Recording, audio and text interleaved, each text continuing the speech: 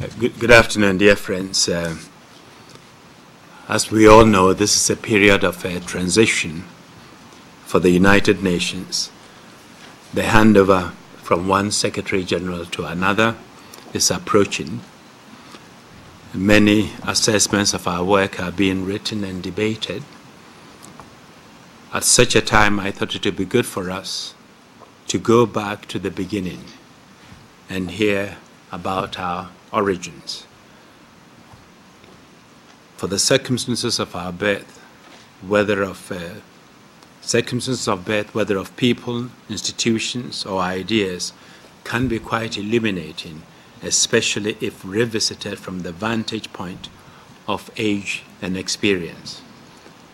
And as you will see, there is far more to the story of our organization's founding than most of us know. Our guest today is Stephen Schlesinger, the author of The Act of Creation, the founding of the United Nations.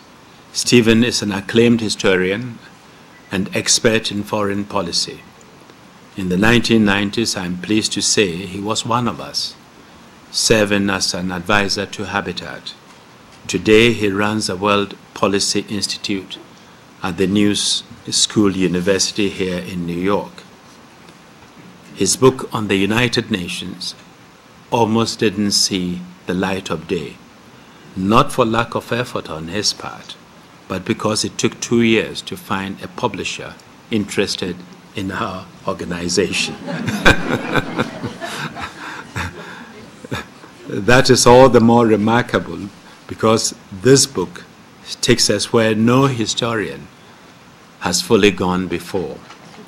Many books have contained chapters or passages on the San Francisco Conference. Some participants have mentioned it in their memoirs, but there has never been a comprehensive account dedicated solely to this landmark effort. The Act of Creation is that book filling a major gap in giving us the riveting story of our own organization. We learn, for example, of the intrigue and suspicion that permeated the proceedings, an early manifestation of emerging superpower Cold War confrontation. We watch a ballet of venerable diplomats and younger figures seeking to make their mark, and we see how perilously close the conference came to failing. But let me not steal Stephen's thunder. Before giving him the floor, let me make just one more point.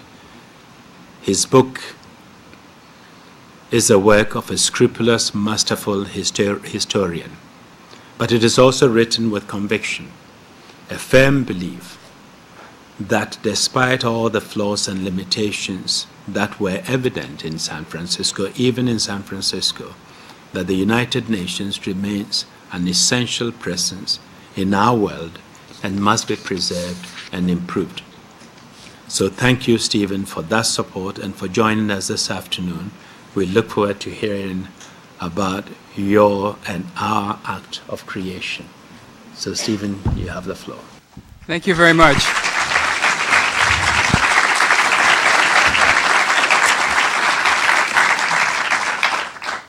There are some seats up front here. Why don't you come and sit, please?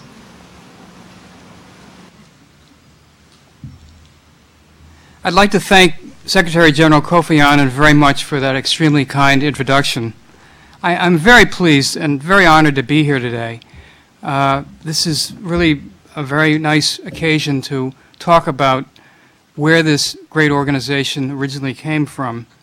And I will talk today about how the UN Charter came into being at the 1945 conference in San Francisco. It was there, as you may recall, if you've read my book or if you've read books about the UN, that some 50 countries gathered together to draft this landmark document that set up this institution in order to guarantee the peace around the world. It is this subject about which I've written my book, Act of Creation, and frankly at the time I thought I would be relating a very familiar story. But I soon found out, as Mr. Annan has indicated, in the course of my research that there had been no full study of that extraordinary conclave.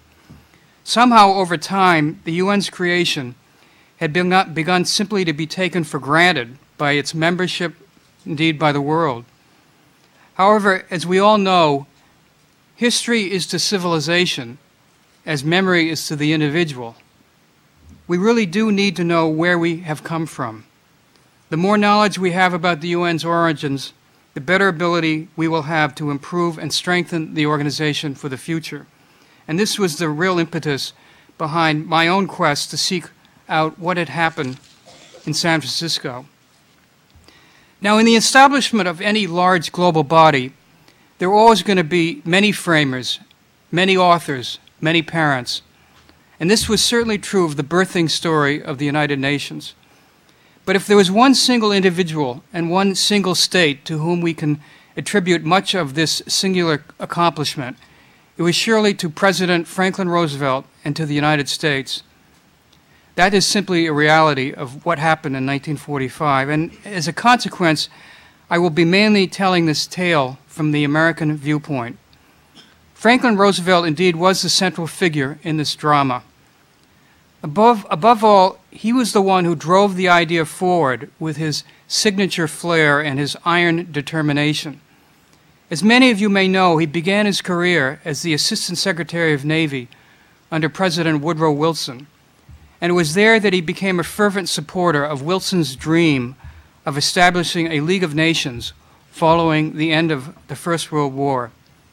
Wilson's plan really drew on our common geopolitical heritage, starting with the Peace of Westphalia in 1648, after the 30 Years' War, and the Congress in Vienna in 1815, after the Napoleonic Wars, along with the concept developed in the 18th century by the great philosopher Immanuel Kant in his treatise Towards Perpetual Peace. In simplest terms, Wilson proposed a global assembly which would bring together all nations under international law in peaceable relationships. Now, as a mark of his commitment to this league, Franklin Roosevelt delivered hundreds of speeches around the United States in 1919 and 1920 in favor of the League. But he was bitterly disappointed when the League went down to defeat at the hands of the American Senate, meaning that the United States would never join the organization and dealing the League a blow from which it never fully recovered. But Roosevelt had learned very valuable lessons from the League's failure on how to avoid the pitfalls of setting up a similar type of organization in the future. It was in 1939, 7 years after his accession to the presidency, that Roosevelt saw the war clouds gathering in Europe and became convinced that another world war would soon erupt. At that moment, being the quite extraordinary visionary that he was, instead of bearing any hopes of global comedy in despair, he resurrected the idea of a global body. He instructed his State Department to start drafting a UN charter, but to do so in secret, for he feared, even then, rousing the wrath of American isolationists. And then, during the entire 5 years of the Second World War, he and the State Department, with the help of members of Congress, worked out the primary principles for this organization. But Roosevelt first had to overcome the objections of his closest wartime allies, the British and the Soviet Union. Winston Churchill and Joseph Stalin both told him that they preferred, instead of a centralized UN, they preferred a series of regional councils to run the world, one in Europe, one in the Americas, one in Asia, one in Africa, and so on.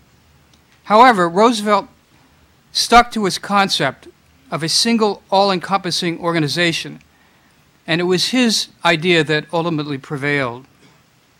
All of the leaders, though, supported the idea of collective security, the idea of states coming together around common ideals to defend themselves against aggressors. It was Roosevelt's keen insight, though, to make further changes in the UN structure based on his unhappy experiences with the League of Nations. And eventually, he drew in both Stalin and Churchill to agree to a mix of idealism and realism in devising the new operational framework of the world body.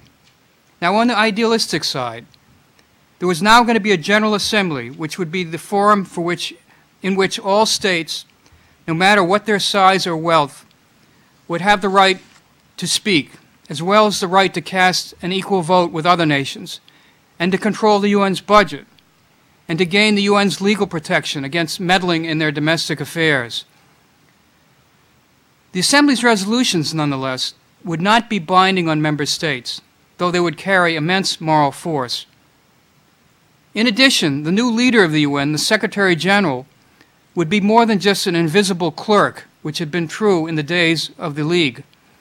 The new charter now made him the Chief Administrative Officer and accorded him special authority under Article 99, quote, to bring to the attention of the Security Council any matter which, in his opinion, may threaten the maintenance of peace and security, end quote. This meant, in effect, that the Secretary General could help initiate debate and, when necessary, propose courses of action, neither of which powers the League had ever granted its own administrative officer. Still, when the UN first began, curiously enough, the majority of outside observers thought the most powerful position at the UN would always be the presidency of the General Assembly. And indeed, the UN's first Secretary General, Trygve Lie, unsuccessfully sought that post initially, but having lost it, settled reluctantly for what he saw as the lesser job of Secretary General.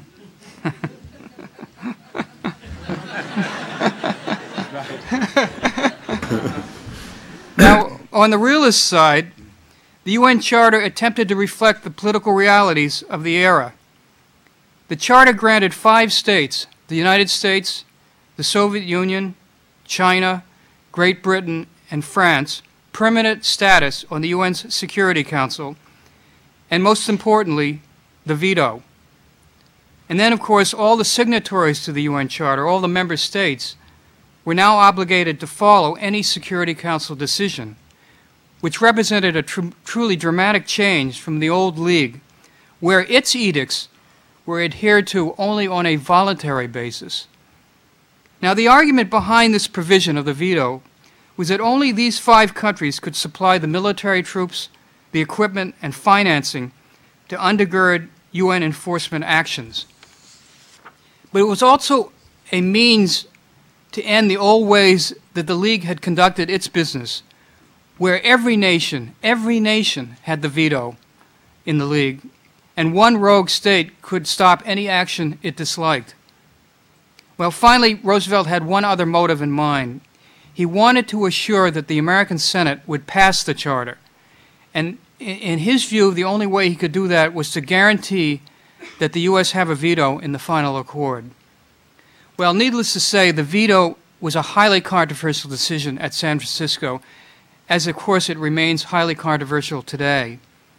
Many smaller nations objected at the time to the limiting of the veto to only 5 states, or in fact, to the existence of any veto at all. However, in the end, both the United States and the Soviet Union made crystal clear that they would walk out of the conference and leave the UN if they did not get the veto. Given their collective fierce obstinacy, the smaller states dropped their objections and eventually accepted the deal, believing that it was better to have an organization with the Big 5 inside, even possessing the veto power, than to have them outside with no involvement in the UN at all. And at the very least, the big powers, by being within the UN, could at times be subject to the moral dictates of the organization. Roosevelt made 3 other consequential decisions at the time of the conference, which enabled it to be successful. First, he won Stalin's agreement to hold the meeting while the Second World War was going on. Now, why was that important? Roosevelt calculated that as long as the struggle in the wartime was continuing, all of the representatives coming to San Francisco would take their work more seriously. But the moment the war ended, most would return to their lands to start the reconstruction of their societies, their governments, and their economies, and basically let the UN slide away. So the wartime period for the conference was actually a very deliberate act on the part of Franklin Roosevelt. Second, Roosevelt made certain that the gathering focused only on signing a charter, not on a peace treaty.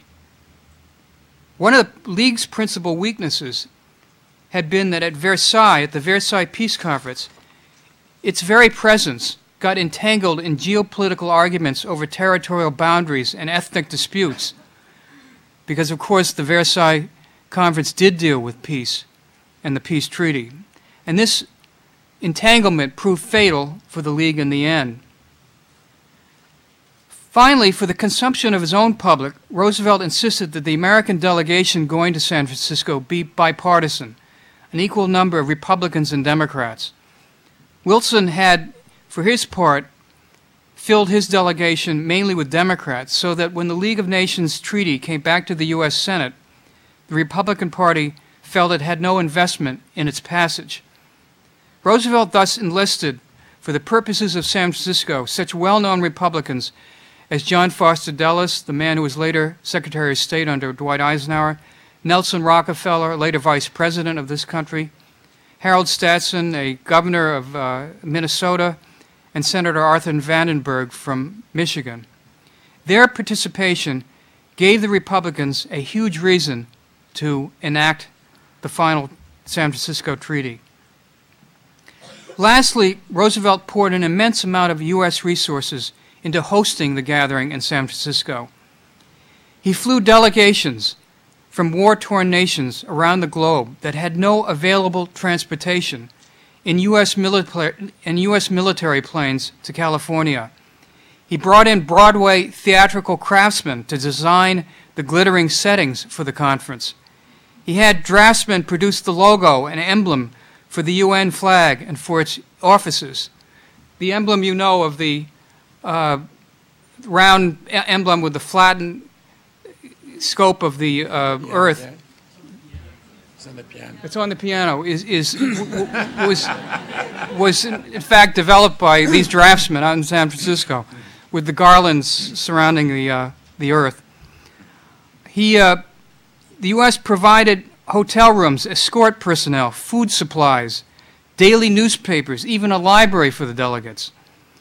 And in the days just before the UN meeting began, Roosevelt himself began to confide in his closest associates that he hoped to be the first UN Secretary General. So deeply was his heart set on its creation.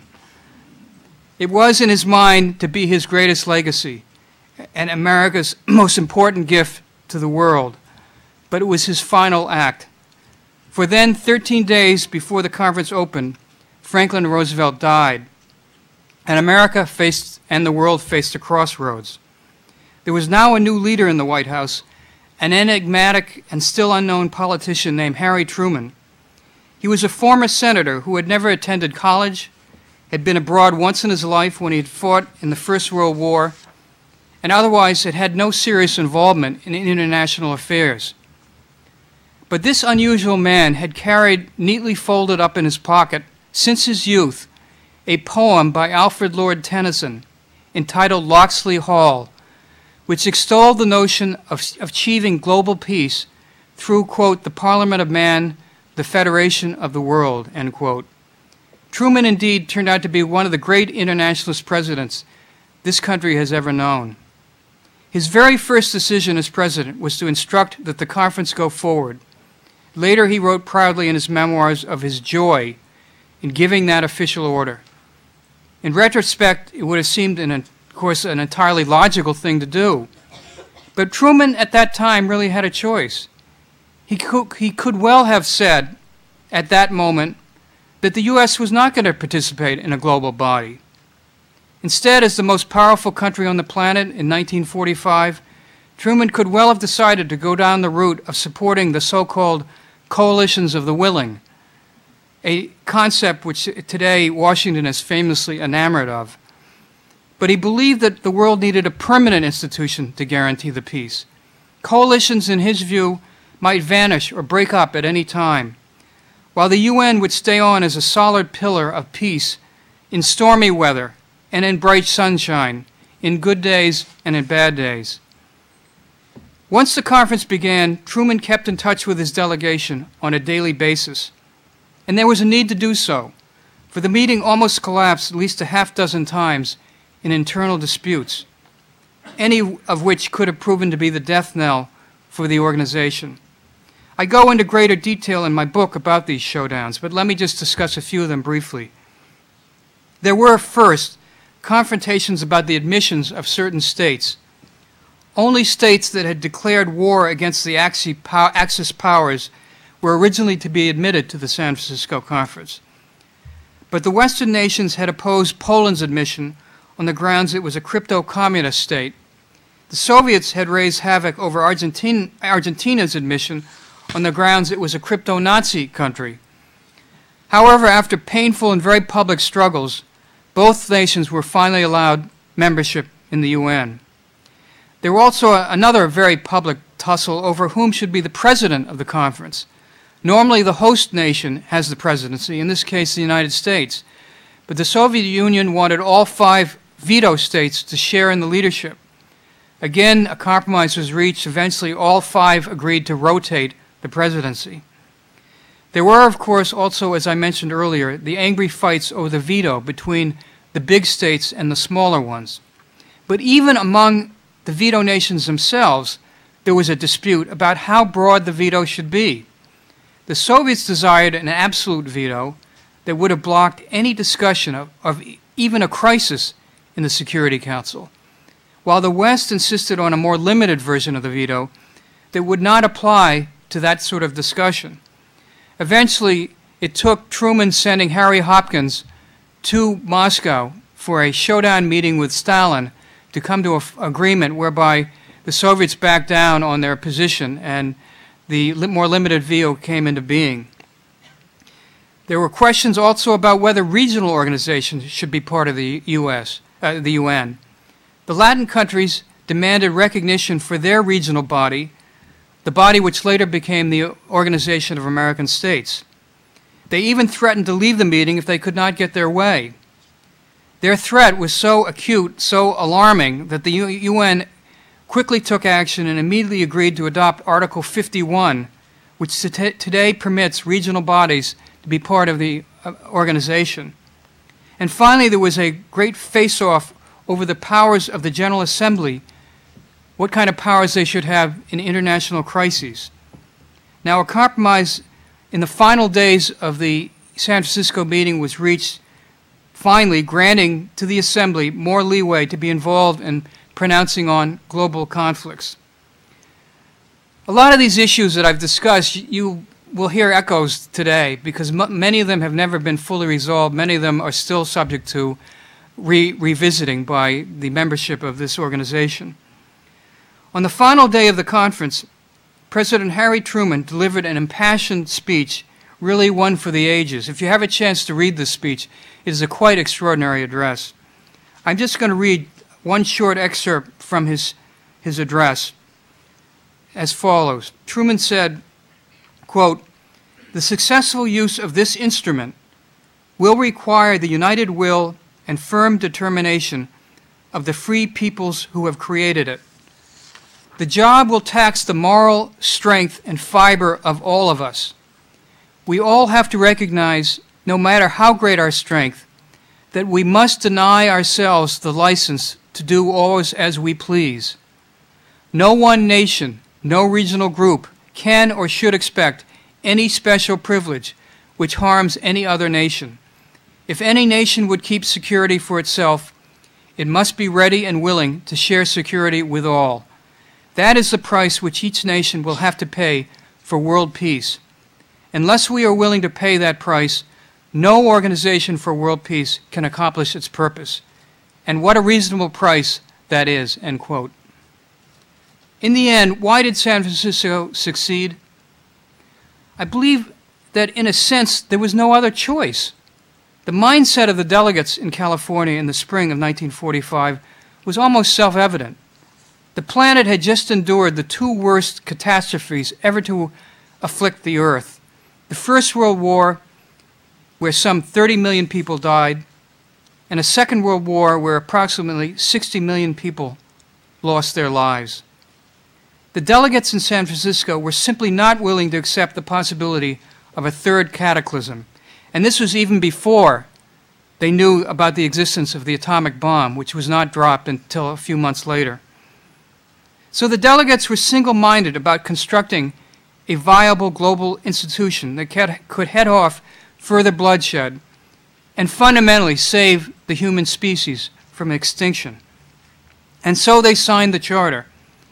And in the United States, just a month later, just 1 month later, the U.S. Senate passed the treaty by the extraordinary margin of 89-2. I'd like to see this treaty passed by that margin today. Now, could this organization be recreated today? I happen not to think so. I simply do not believe that the peoples of this globe, now consisting of 192 states, could ever come to a common agreement again on principles for a body of this sort. This planet really took advantage of one astonishing moment in history, a wondrous coming together of unique circumstances to come up with this assembly. A millisecond later, a millisecond earlier, and the UN would never have happened. And so today it remains the only body of this sort that we have in our world. To paraphrase Winston Churchill's famous comment about democracy, it is the worst of all systems except for all the others. And it is now up to us to preserve this institution for as long as humankind will endure. Thank you.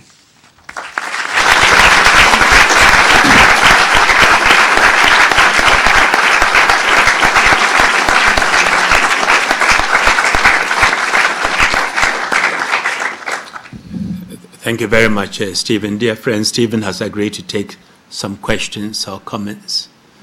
Yes, Ambassador. I happen to be Ukrainian ambassador for representative. I read your book some time ago, and I remember very vivid passages on another hustle, the participation of Ukraine and Belarus in San Francisco conference. So maybe briefly, just your comments on that long history. And the second question is, as of today, how do you look at the Security Council controversy? I mean, the reform, is there a need? And how do you assess the veto as of today? Thank you. The question was about the issue of Ukraine and Belarus and whether they should have been admitted as a part of the delegations coming to San Francisco in 1945. The controversy goes back to the Dunbarton Oaks Conference, which had happened a year earlier, when the Soviet Union insisted on having 16 votes that would comprise all the different ethnic and other divisions of the then Soviet Empire. The United States and the West opposed that on the grounds that the Soviet Union should be no different than the United States and Great Britain and France. They should only have one vote. The Soviets quite rightly pointed out, though, that the British had a Commonwealth, and that could consist of 12 or 13 votes. The French had their own colonies. The American government probably had a lot of the Latin votes. So there was a lot of discussion about how many votes each of these veto powers should have when San Francisco rolled around. In the end, at one point, Roosevelt was convinced by his aides that if the Soviet Union was going to demand 16 votes, the United States should have 48 votes, representing the 48 states. Finally, he withdrew that, realizing that was starting to get embarrassing, this whole issue of numbers. And at Yalta, finally the Soviets pulled back and agreed. There was an agreement they came to, which is that they would get Belarus and Ukraine as 2 additional votes in addition to their own vote in exchange for dropping their insistence on 16. The reason given at the time was both that Belarus and Ukraine had been involved and shed so much blood during the Second World War that they deserved membership in the body. And so that became the deal that was worked out between Roosevelt and Stalin. However, it was a secret deal, and it only about a month or so before the San Francisco conference began, the deal leaked out and caused a great deal of controversy in the United States that the Soviets were getting 2 extra votes. But Roosevelt kind of waved it away and said, well, this is being his realistic side of things. He said, listen, it's all in the General Assembly. Those votes don't count anyway. And that was the way it finally was resolved. But anyway, that's a whole other issue.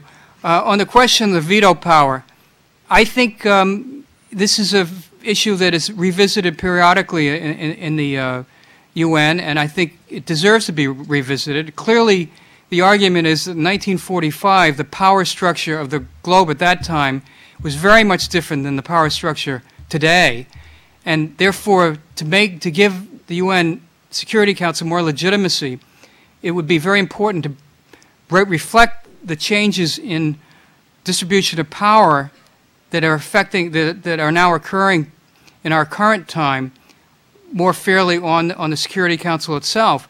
The problem, of course, is how do you come to a compromise? How do you get an agreement which expands the Security Council and brings in more permanent members? And I can see from what happened in the reform movement last year that it's a very difficult issue which is going to take a long time to resolve, but I don't think it's going to be dropped. I think this is one of these issues that's going to be very recurrent and very much in the mindset of most of the delegates in the UN, and may eventually put enough pressure on the 5 veto countries currently on the Security Council to finally create the conditions for change. Yes, the gentleman at the end. Thank you, Secretary General. I wanted to know how China came on board as a veto power, because China was not a great power by 1945, but it was a potential power. But how did they come? The question is, how did China come into being one of the 5 veto powers, considered the 5 big powers? That's a very interesting question, because the same argument, he makes the point that China was pretty much of a war-torn nation at that time. A civil war was raging in the mainland.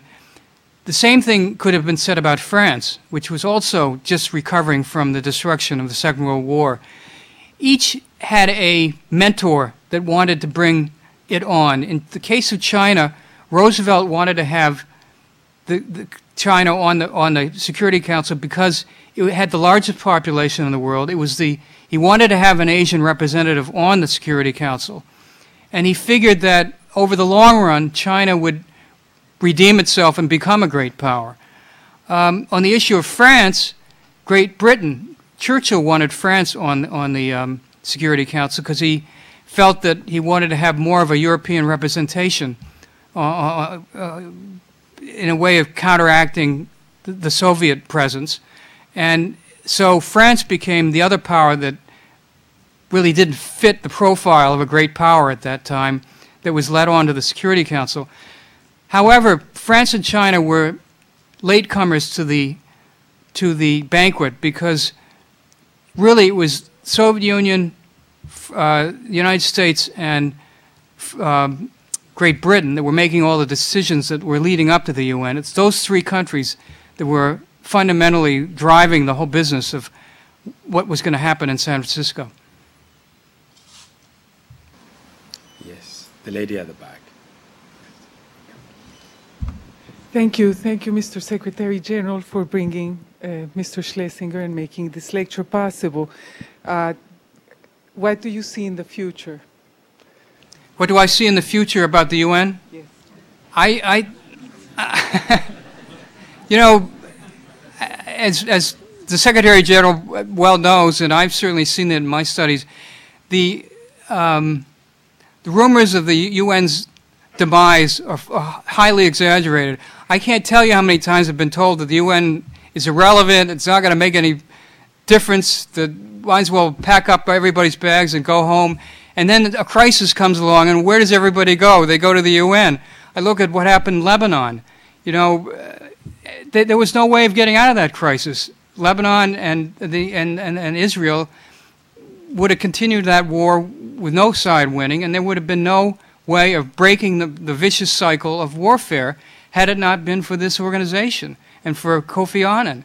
And the fact is that there will be lull times when this organization does seem to be very quiescent, doesn't seem to be doing great things, and that's because there are no direct threats to the world community that have to be resolved. Doesn't mean that many of the other agencies of the UN are not doing their work and feeding the hungry and trying to eliminate disease. But if you took the UN today away, what would you have? Who would be responsible for the 19 peacekeeping missions that are going on right now? Who would be trying to resolve crises that otherwise might spiral out of control? There is no other organization that plays this very distinct and unique role. And so I think even the Bush administration has come around to finding that the UN is a useful vehicle for trying to achieve ends that otherwise it could not achieve. So my feeling is very positive about the UN. I think it has a role to play. I think it takes on more and more responsibility. The Peacekeeping Commission, the Democracy Fund, the new Human Rights Council, rather than shrinking in size or in proportions, it's actually grown in both influence and authority. And I think that's going to continue because crises are never going to go away. Yes, the gentleman in the sweater.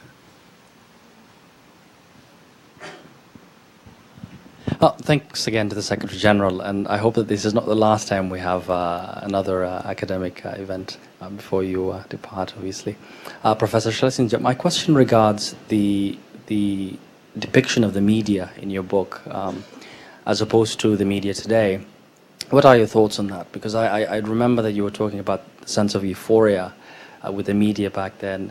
And also, do you see individuals within the current government in the US that have the same potential, such as individuals you mentioned in the book, like Leo Polvosky or Rolf Bunch or Vandenberg, Rockefeller, etc.? Well, I think the UN remains, the question is about the UN's role with the media being quite enthusiastic back in 1945, and the U.S. attitude towards the UN today, whether there are any enthusiasts in the American society for this organization in our current time. It is true that the media got swept up, as everybody did at that time, in the enthusiasm for the UN, which is, in a sense, reflective of a very legitimate sentiment of that time, the desire that warfare could not be allowed to continue. There had to be some kind of body that would short-circuit crises before they spun out of control.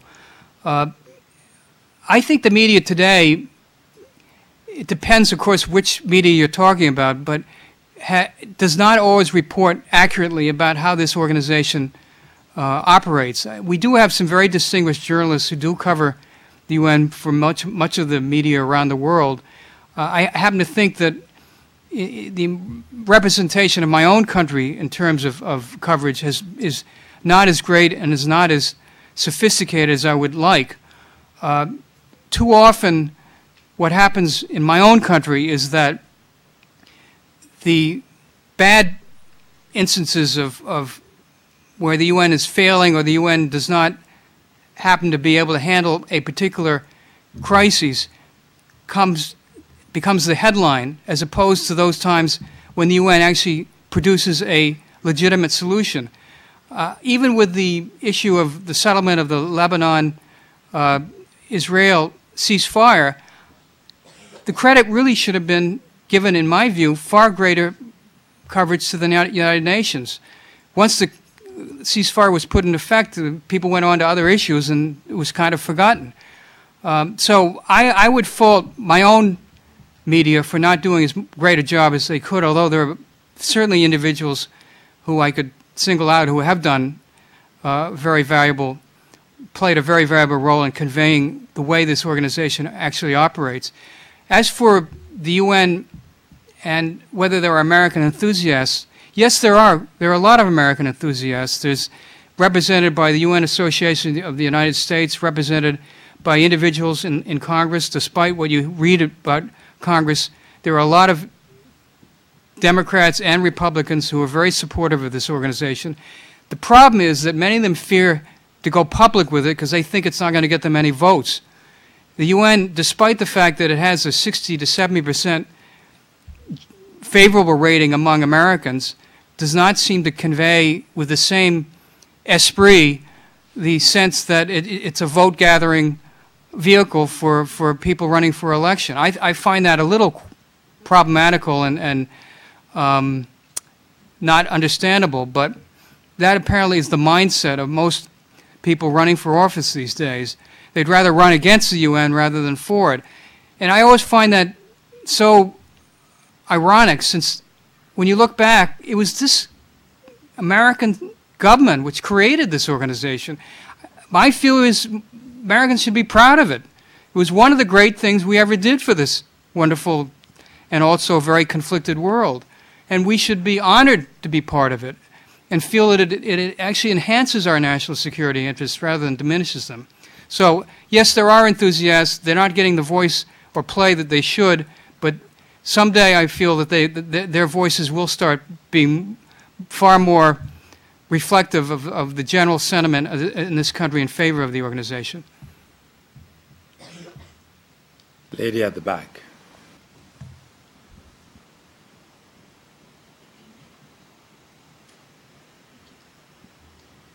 Thank you, Secretary General, for this lecture and for all that you've organized, and Professor Schlesinger.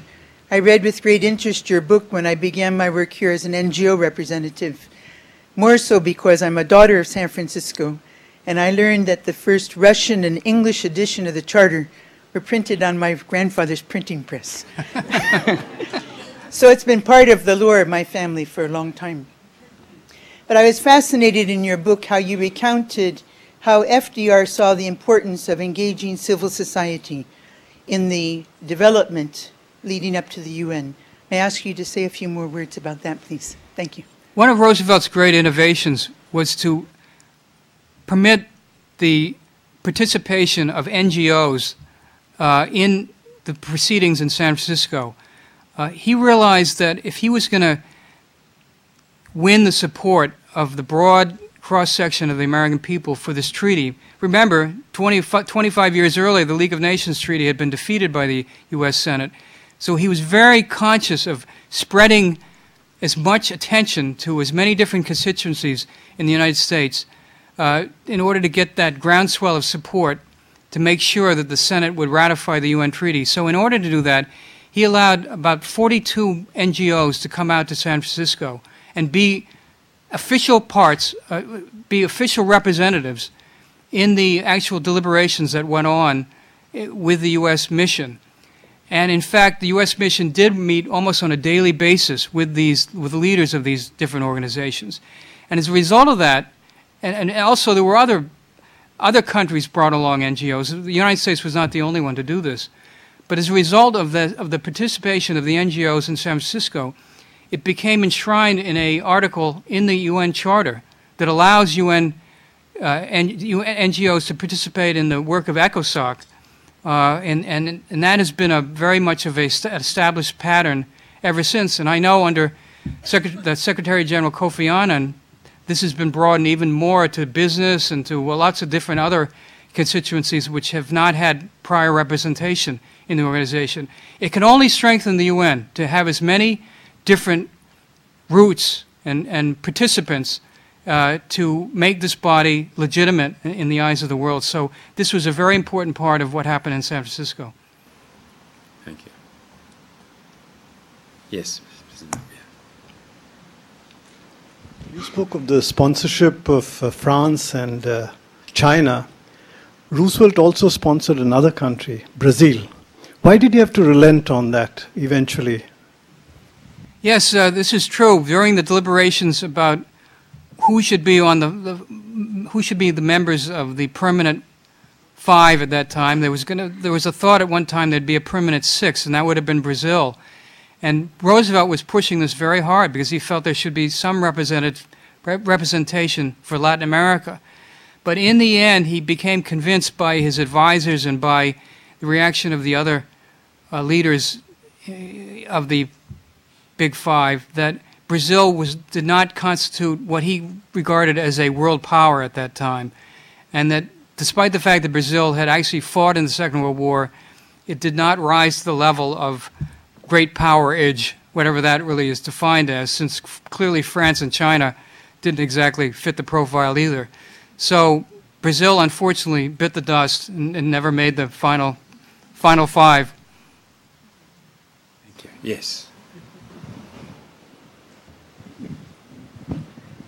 Thank you, Mr. Secretary General, for the chance to ask a question, and I'm sure you know what I'm going to ask about.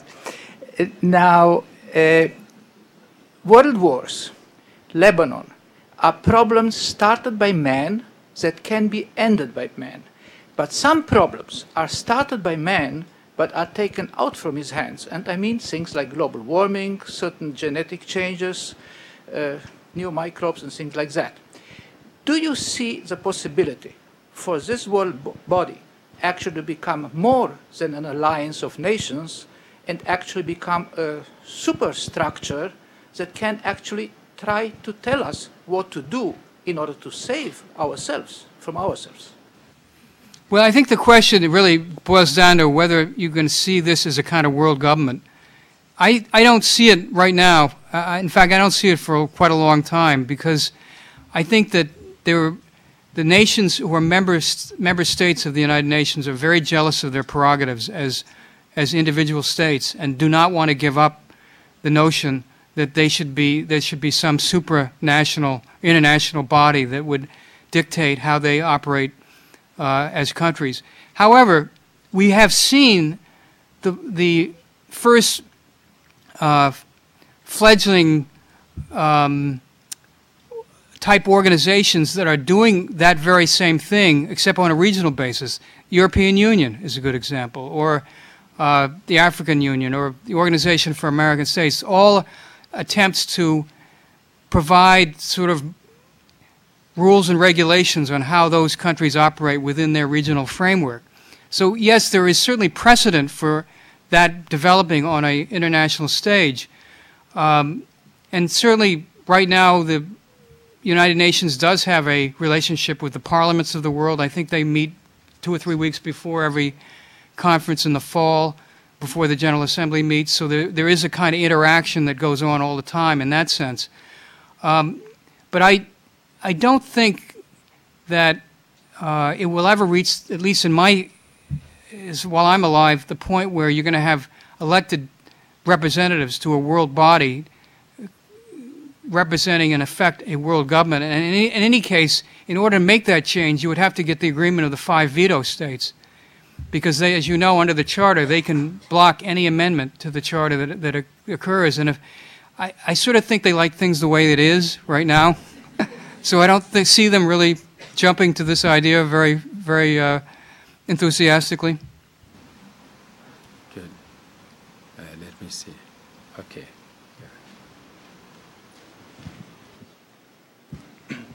Right. Thank you both very much. My question is actually, when you were talking about with the improvement upon the League of Nations from the role of the leader as sort of the powerless clerk, and how with the United Nations, how we've gone so far to improve that.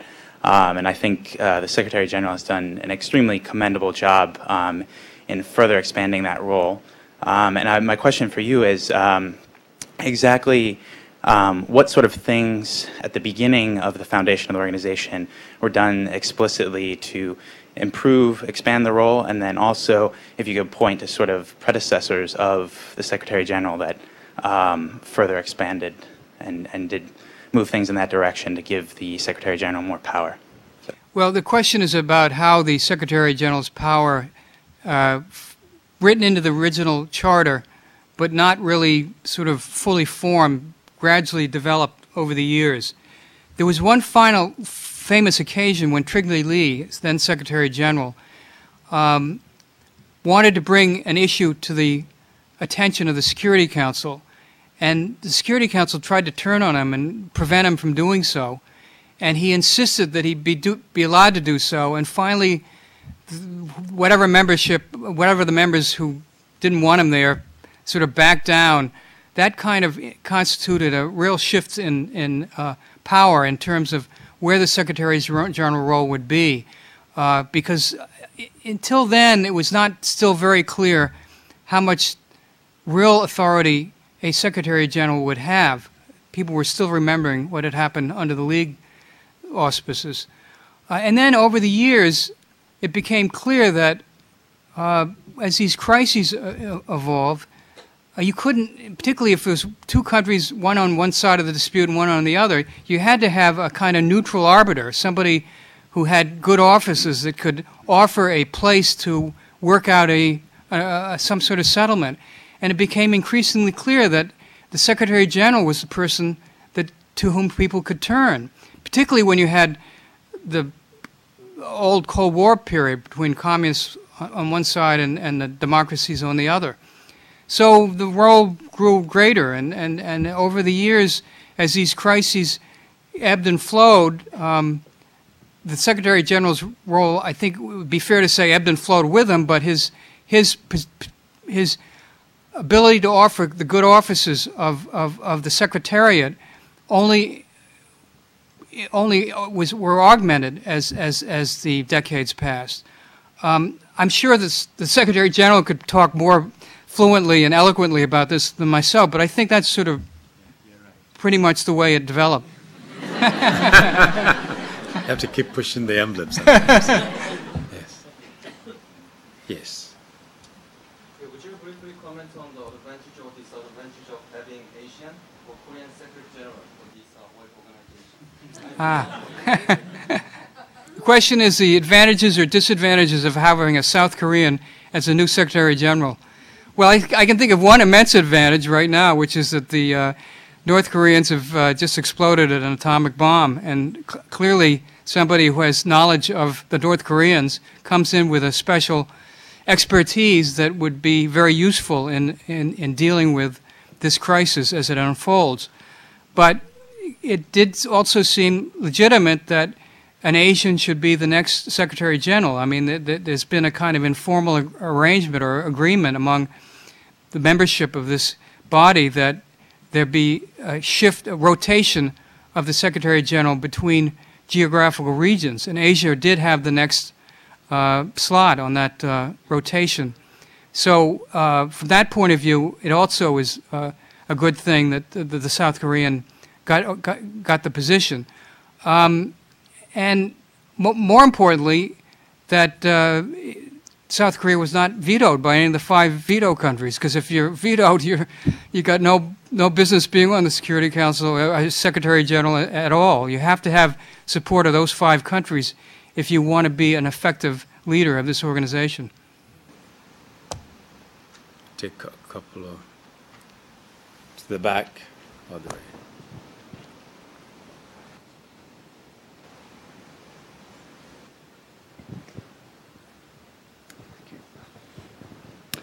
Thank you, Mr. Secretary General, for this lecture today and, in fact, the entire series. They've been very interesting.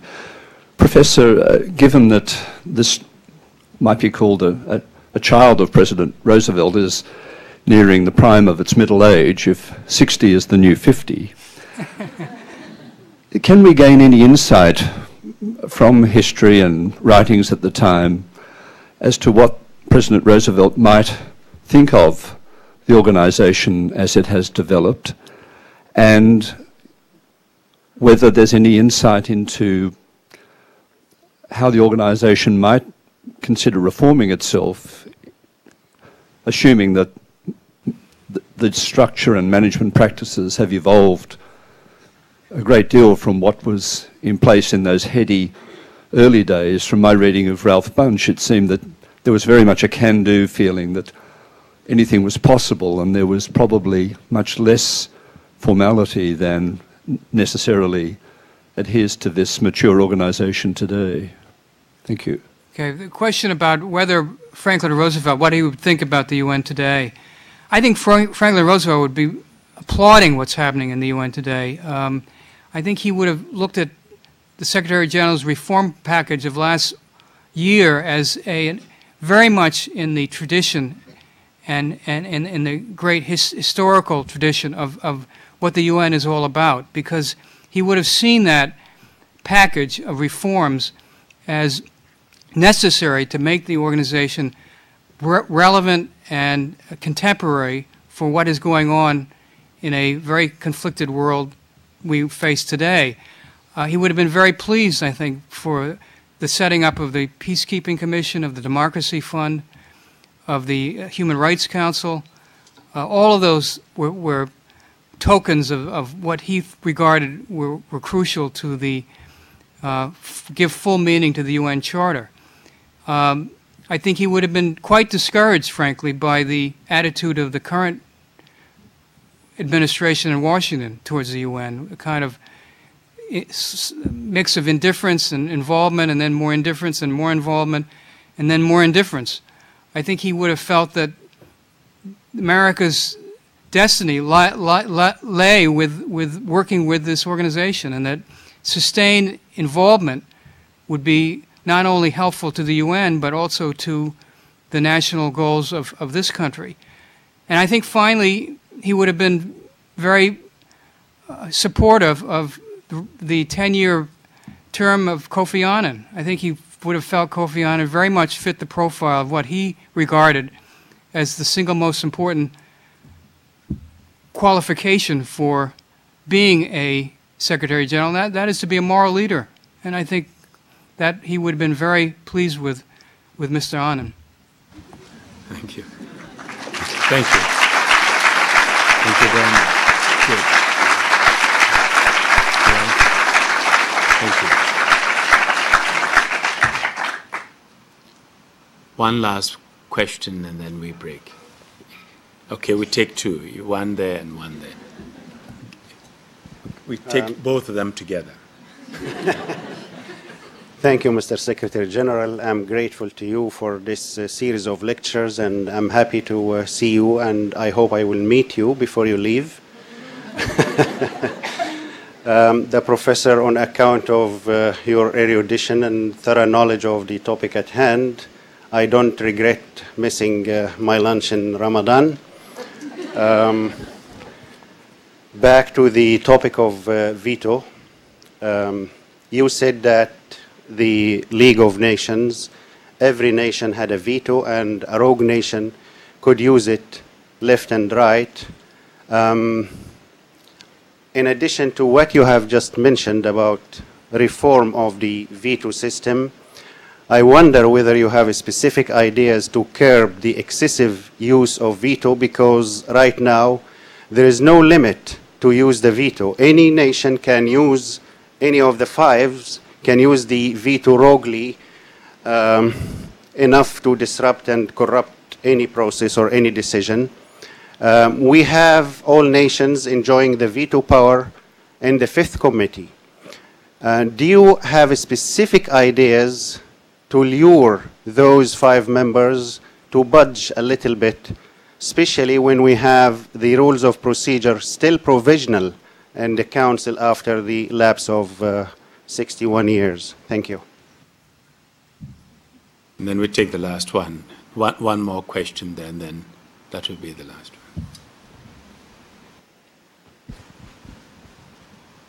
Thank you very much, Mr. Secretary General. And my question was in regards to the drafters of the UN Charter, perhaps maybe whether they envisioned the Charter to be more like a living document which could adapt to the realities of the world, similar to a national constitution, or whether it would be something to embed the realities of what was going on, or the power relations of 1945. Thank you. On the first question, the indiscriminate use of the veto by the 5 powers, yes, you know, the veto is a quite extraordinary weapon. I mean, when you look at the Charter, you pretty much can, except for blocking discussion on the Security Council, you can, where you're not allowed to use the veto, you can pretty much do a lot of damage to this organization if you wanted to. Or you can certainly prevent a lot of things from happening. I think the discussion of the veto will not end, and certainly has not ended, just because the reforms didn't work out last year. There's already been some discussion about having semi-permanent membership, 10-year membership. Some of the reforms that came out that were proposed by Kofi Annan's high-level reform commission go along those lines. And they certainly are still under discussion. And they could be a kind of bridge of a kind of short-term variety leading to basic changes in the veto much further down the line.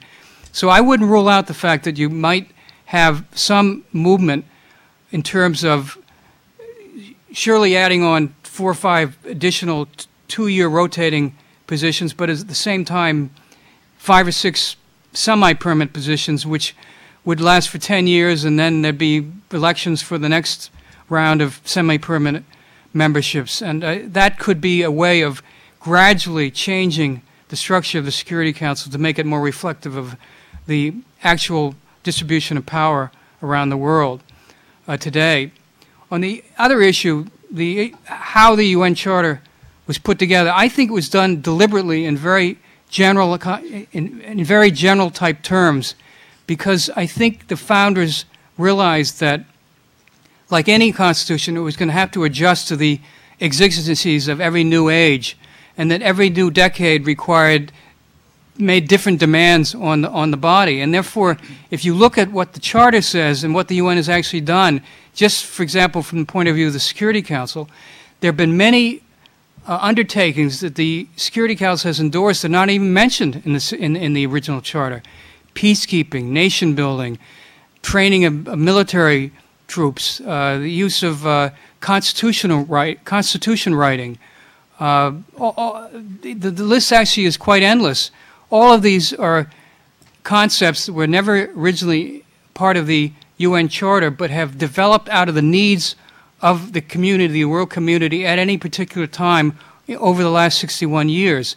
And that is the great strength of this Charter, that it is flexible, that it is elastic, that it can respond to the needs of every new generation.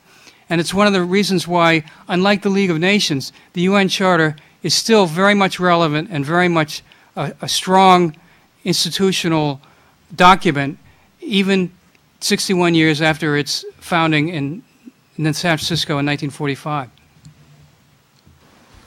Thank you very much, Stephen. I think you would all agree with me that it's given us a lot to chew on, and it's wonderful to come back periodically to sit and look back to where you've come from and looking at the art of creation, the ideas of the founders and what they have set out to achieve, and for us to look at it in terms of where we are and if we've lived up to their expectations and to the ideals. And again, to discover that some of the very debates that were taking place at the time of the founding of the organization are still going on now. We take, for example, the discussions of the veto, whether veto can be justified and whether it should be limited to 5, whether it should be taken away from them or additional vetoes be created. The role of the General Assembly and the Security Council, this debate is still going on. And some of these issues will be with us for a long time. But I think what is important and what Professor Schlesinger's discussions have brought home to us is that we live in a dynamic world and in a dynamic society. And as an organization, we need to adapt. And we have proven that over the years, we have been able to adapt, interpreting the Charter, bringing in new areas, expanding into new areas to cope with the realities of the day. And as we move forward as an organization, this challenge is going to be even greater, because we are going to be facing a whole slew of challenges which our founders could not have anticipated, and yet we have to deal with it. So we have to be creative and imaginative enough to be able to tackle them and still remain within our charter. So I think you would join me after 2 years of discussion about reform, transforming the UN, in thanking Professor Schlesinger for joining us this afternoon to take us back to the beginning. And really it's important to have a sense of history, because without a sense of history, you cannot have a sense of vision. So let's thank Professor Schlesinger for his time. Thank you.